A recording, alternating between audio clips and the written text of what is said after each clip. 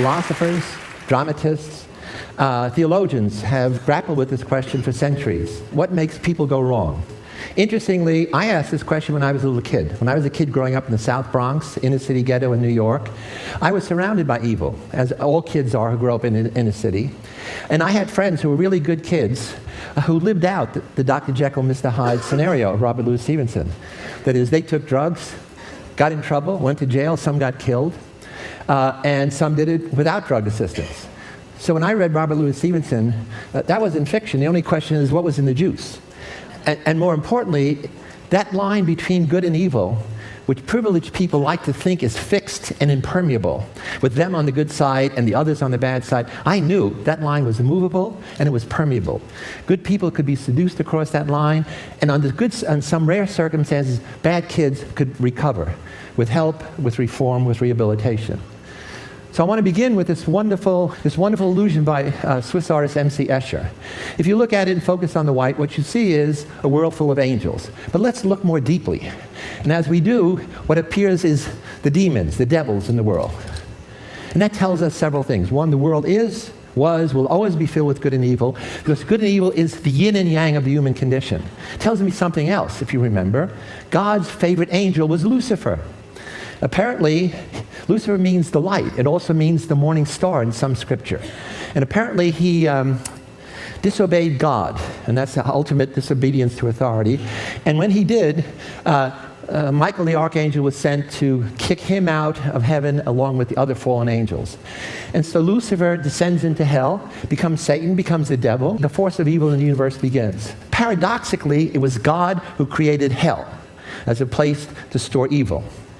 He didn't do a good job of keeping it there, though. So this arc of the cosmic transformation of God's favorite angel into the devil, for me, sets the context for understanding human beings who are transformed from good, ordinary people into perpetrators of evil.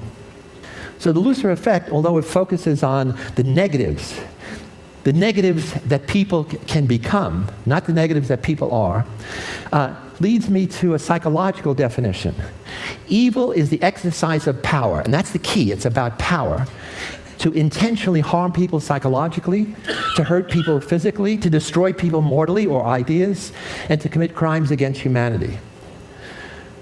If you Google evil, a word that should surely have withered by now, you come up with 136 million hits in a third of a second. A few years ago, I'm sure all of you were shocked, as I was, with the revelation of American soldiers abusing prisoners in a strange place, in a controversial war, Abu Ghraib in Iraq. And these were men and women who were putting prisoners through unbelievable humiliation.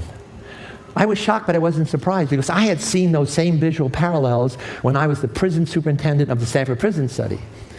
Immediately, the Bush administration, the military said what? What all administrations say when there's a scandal: don't blame us, it's not the system, it's the few bad apples, the few rogue soldiers.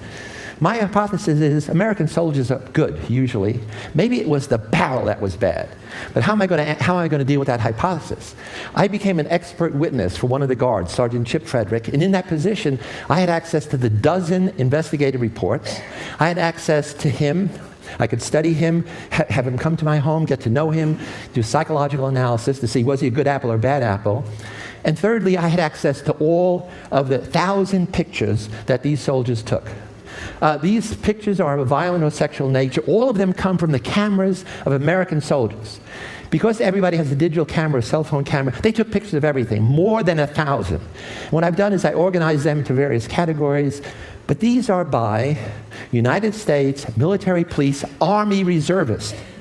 They are not soldiers prepared for this mission at all. And it all happened in a single place, Tier 1A, on the night shift. Why?